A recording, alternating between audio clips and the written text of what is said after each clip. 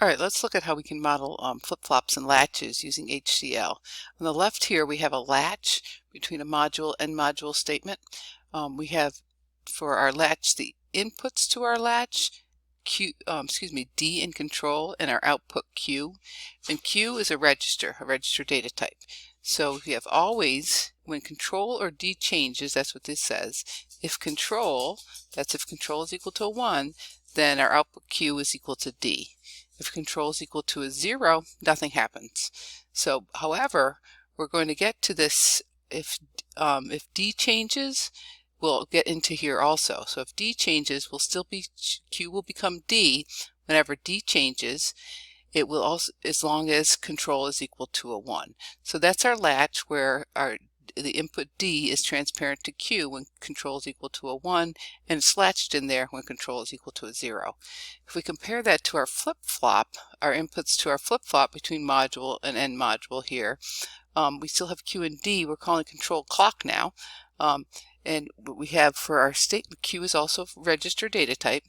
And for our clocking statement, we do always at positive edge clock. So now this always statement only executes when our clock has a rising edge, and then Q is equal to D.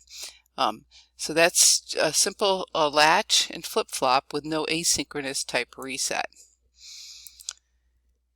If we want to add the asynchronous reset to our D flip-flop, we add it here into our port statement.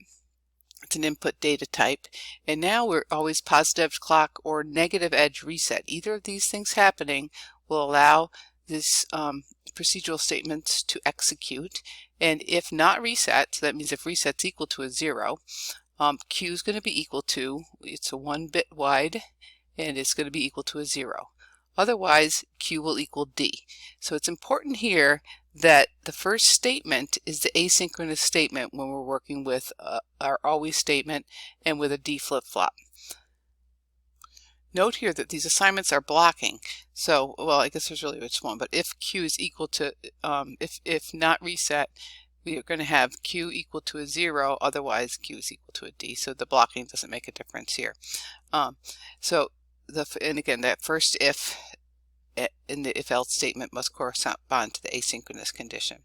So in this case, the reset, it says here is it active low or active high.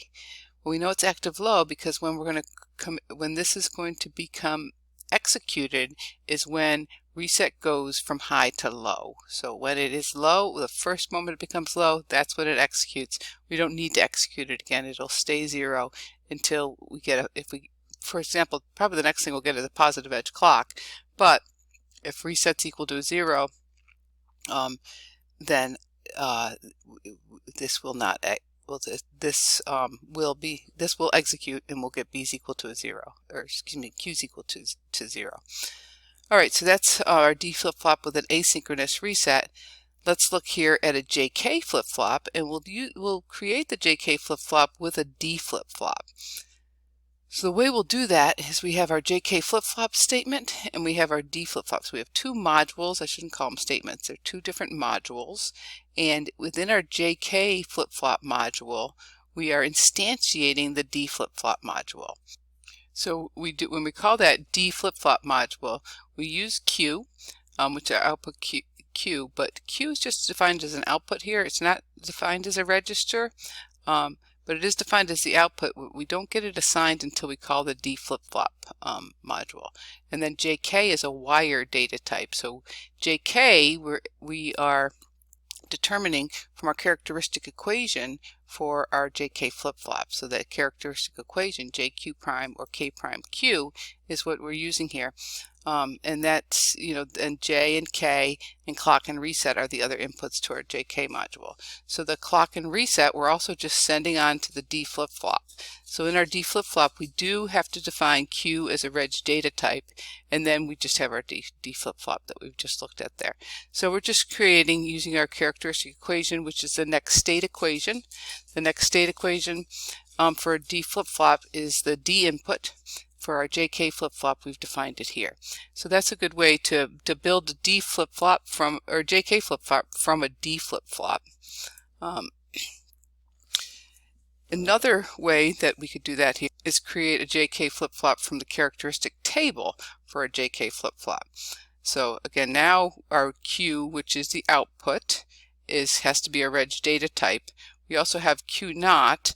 That's just assigned as not Q. That doesn't need to be a reg data type. And our inputs JK and clock. So what we're using here is a case statement. We're casing on using our concatenation J comma K.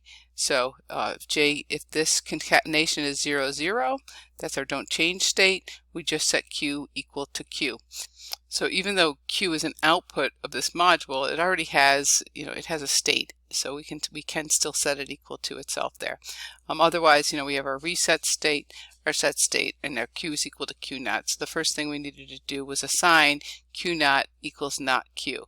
So again, Q naught is a continuous variable. Since Q is a reg data type, it's already going to have a value when this gets called. All right, so that's another way to make our JK flip-flop.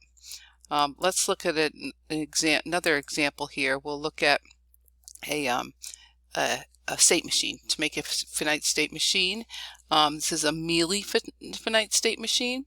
So we have our our clock and our reset. Those are inputs. We have X as an input and Y as our output to our state machine. And here's a state diagram just to help us follow this. But we should be able to follow it just as easily from the HDL code here, and that's what we want to be able to do. So other than our inputs and outputs, we also have as a reg data type a 2-bit vector where we use PR state and NXT state for present state and next state. And then we also have this parameter statement, which I think is new, where we can set S0. When I say new, we haven't gone over it yet. So S0, we're using that to define state 0, which is just our 2 bits 0, 0. So it's functionally our 0, 0 state, S1, 0, 1, S2, 1, 0. And then we have 1, 2, 3 always statements. So these 3 always statements will execute at the same time concurrently, and then internally they will execute sequentially. So if we look at our first always statement, that's if we have a positive edge clock or a negative edge reset. Then if reset is equal to a 0, this will be a 1. So our present state will be equal to state 0. Else it's just going to be equal to our next state. So what's our next state going to become? If we look here, if we have a change in present state or we have a change in X, then we'll case on that change in present state. And then so if X, so then this case, we're casing on the S0, S1, S2, S3. So if present state is S0, if we have X is equal to a 1, our next state will be state 1. If X is equal to a 1 and we're in state 1, our next state will be S3, otherwise it'll be S0. And then, we can go through each of these and you can verify it. It should match with this state diagram. Then we have our third always statement, and that's where we set the outputs. So up here we see since we're in state 0 and we don't change, if X is equal to a 0, we don't need to restate that. We can, but we don't need to restate that. We don't need to set next state equal to S0 in this model for our state machine. So that's a good way to model a state machine. We can use this case statement. It's pretty easy to read. We use separate case statements. And again, that's a Mealy state machine because here we have, if our X changes, we have Y changing. We have to do something different for a Moore state machine if we only want our output to change when the state at a given state, when we're in a given state, doesn't change based on input. And so here we have an example of a Moore state machine where our outputs, in this case our outputs are just the state variables, but they only change based on the state variables. They can't change based on the inputs. So we can see the difference here is we have this always statement here. I should probably back that up a little bit so it's more clear. So we have this always statement. It's going to execute at the same time as this assign statement. Remember, they execute concurrently. Then what's going to happen if we get a positive edge clock or a negative edge reset. We're going to execute this code in here, which again, the first thing we do is check the asynchronous condition. So we check for the reset. Otherwise, we do the synchronous condition. And the synchronous condition is just based on x, our input, and that's where we set state equal to whatever it needs to go to next. And then after that, we assign AB is equal to that state. So the only way that our output can change is based on a positive edge clock or a negative edge reset. All right, so that's the difference Mealy and a Moore state machine, how we can create those with HDL. And then we'll go back to our Mealy machine, the zero detector. That's where our output can change based on the inputs. So in order to test this, we could use the fork and join construct to test this. And the statements within this fork and join construct, they execute in parallel, meaning they all happen at the same time, as opposed to inside an initial statement that begin and between the initial begin and end, those execute sequentially. So the time delay that we might put between a fork and join construct are all in reference to t is equal to 0. So that's convenient for describing waveforms. It's just easier to describe waveforms that way. And here's an example. If we, our initial fork here, between the initial fork and join at 0, because we don't have any delay, we set reset equal to 0. We wait for 2 time periods, and then we set it equal to 1, and then at 87 we set it equal to 0 again. At 89 we set it equal to 1.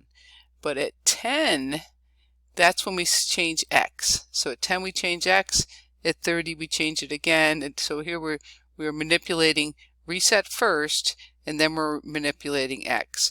So we've let the reset go to 1, and then it doesn't go back to 0 again for 87 timestamps. And then when we get down here, all this is happening while